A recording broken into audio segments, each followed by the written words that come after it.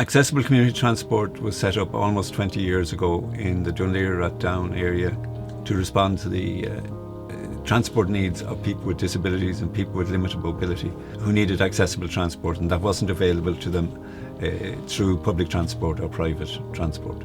Its aim has always been to help people achieve a sense of independence and to help families of people with disabilities and to improve their quality of life. I volunteer on a couple of committees that I have over the years. So without A.C.T.S being there, I wouldn't be able to go to those things, and I wouldn't be able to do a lot of the things that I'm fortunate enough to do.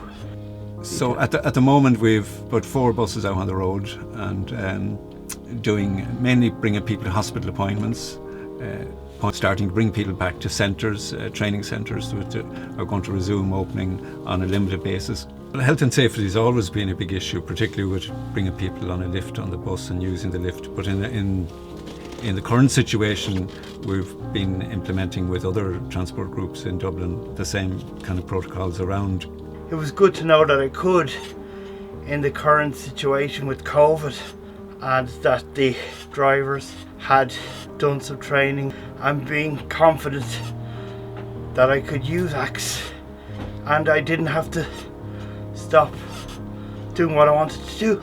We've got quite a lot of members now who have got very, very used to being able to have transport and accessible transport, and in these trying times it is really important that that continues. If they don't have A.C.T.S, they might not be able to visit their friends, they might not be able to keep a job, they might not be able to go to college or school.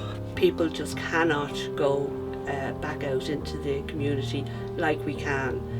They can't go on public transport. It is virtually impossible for them to get to their appointments, to get even to go shopping, unless they can use a service like ours. One of the things that we've been trying to get for A.C.T.S for a long time is core funding, and it's really been very, very difficult.